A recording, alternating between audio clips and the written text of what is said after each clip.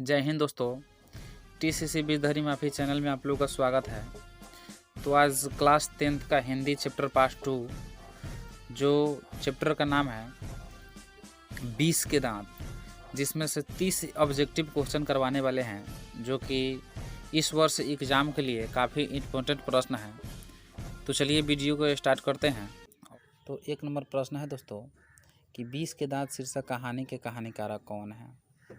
फिर से प्रश्न सुनिएगा दोस्तों, क्या है कि 20 के दांत शीर्षक कहानी के कहानीकारक कौन है। तो इसका आंसर हो जाएगा दोस्तों option number D, Nalini विलोचन Sharma है दोस्तों। ऑप्शन नंबर क्या हो जाएगा दोस्तों? ऑप्शन नंबर डी हो जाएगा। 20 के दांत शीर्षक कहानी के लेखक है जो नलिनी विलोचन शर्मा है।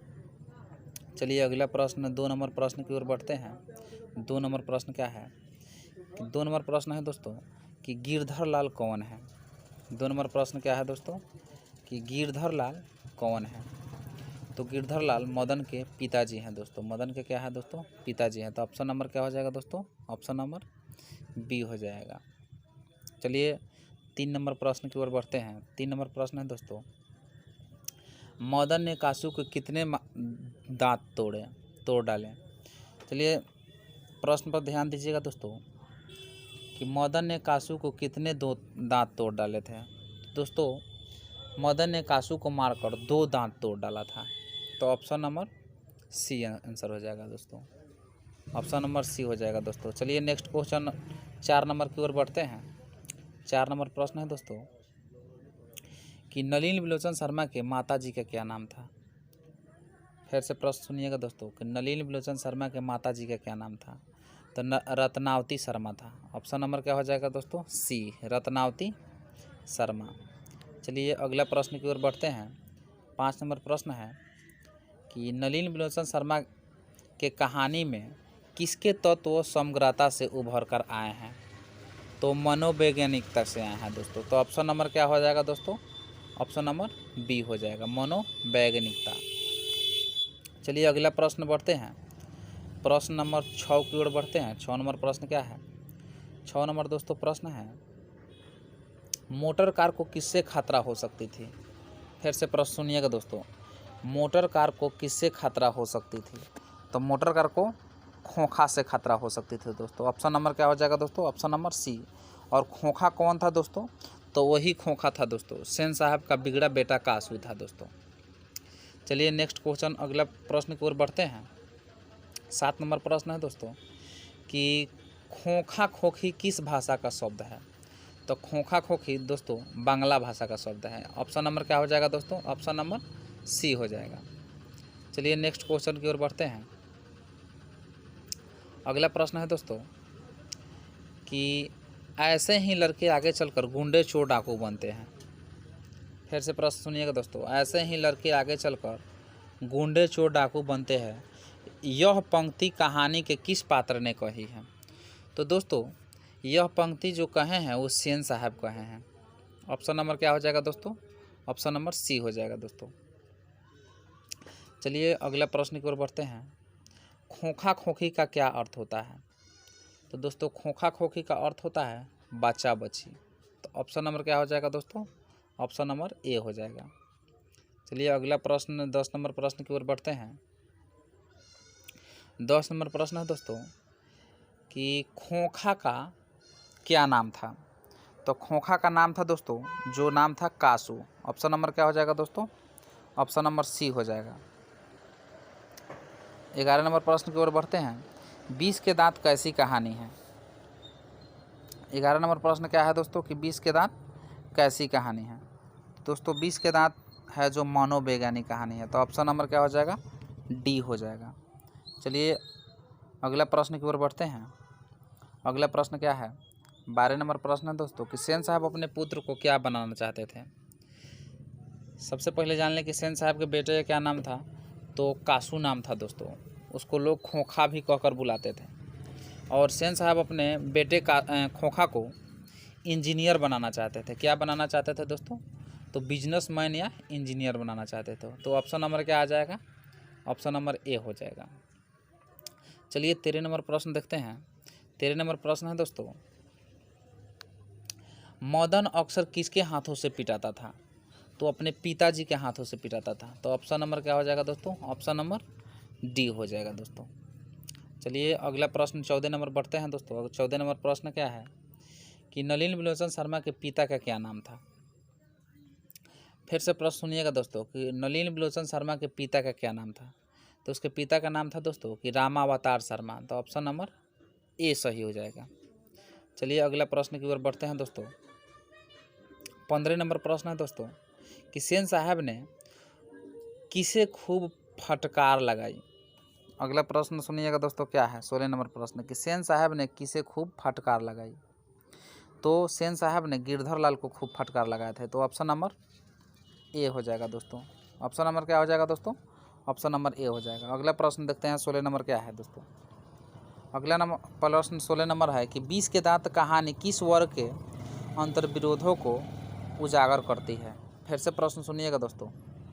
20 के दांत कहानी किस वर्ग के लोगों को अंतर्विरोधी को उजागर करती है? तो मध्यम वर्ग के लोगों को करती है दोस्तों। तो ऑप्शन नंबर सी हो जाएगा। चलिए अगला प्रश्न की ओर बढ़ते हैं। 17 नंबर प्रश्न है दोस्तों, कासू मदन के साथ किस खेल में शारीक होना चाहता था? दोस्तों फिर से प्रश्न सुनिएगा, कासू मदन के साथ किस खेल में शामिल होना चाहता था? तो लट्टू के खेल में। किस खेल में दोस्तों? लट्टू के खेल में। तो ऑप्शन नंबर डी हो जाएगा। चलिए अगला प्रश्न 18 नंबर प्रश्न की ओर चलते हैं। 18 नंबर प्रश्न है दोस्तों, सेन साहब किसके व्यंग से हेठ कर रह गए? फिर से प्रश्न सुनिएगा दोस्तों क्या है कि सेन साहब किसके व्यंग से हेठ कर रह गए? तो दोस्तों सेन साहब जो थे वो पत्रकार महोदय के बातों से हेठ कर रह गए थे। किसके बातों से?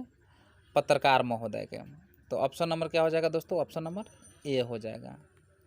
चलिए 19 नंबर प्रश्न की ओर बढ़ते हैं कि मदन की उम्र कितनी थी? दोस्तों 19 नंबर प्रश्न है कि मदन की उम्र कितनी थी? तो ऑप्शन नंबर ए सही हो जाएगा। 5 से 6 साल का था मदन लड़का। चलिए अगला प्रश्न की ओर बढ़ते हैं। अगला प्रश्न है दोस्तों कि मदन किसका पुत्र था? तो मदन किसका पुत्र था दोस्तों? तो गिरधर लाल का पुत्र था। ऑप्शन नंबर क्या हो जाएगा दोस्तों? ऑप्शन नंबर बी हो जाएगा। चलिए अगला प्रश्न की ओर देखते हैं कि नलिनी विलोचन शर्मा पटना विश्वविद्यालय के हिंदी विभाग के अध्यक्ष कब बने थे? फिर से प्रश्न सुनिएगा दोस्तों कि नलिनी विलोचन शर्मा पटना विश्वविद्यालय के हिंदी विभाग के अध्यक्ष कब बने थे? तो दोस्तों उन्होंने सन 1959 में बना था। कब बना था? सन 1959 में बने थे। तो ऑप्शन नंबर क्या हो जाएगा? सन 1959 यानी डी नंबर ऑप्शन हो जाएगा दोस्तों। चलिए 22 नंबर प्रश्न की ओर देखते हैं कि नलिनी विलोचन शर्मा का जन्म कब हुआ था? नलिनी विलोचन शर्मा का जन्म कब हुआ था? तो इसका ऑप्शन नंबर हो जाएगा दोस्तों कि 18 फरवरी 1916 को हुआ था। ऑप्शन नंबर क्या हो जाएगा? 18 फरवरी 1916 को, यानी बी नंबर ऑप्शन सही है। चलिए अगला प्रश्न की ओर बढ़ते हैं। 23 नंबर प्रश्न है दोस्तों।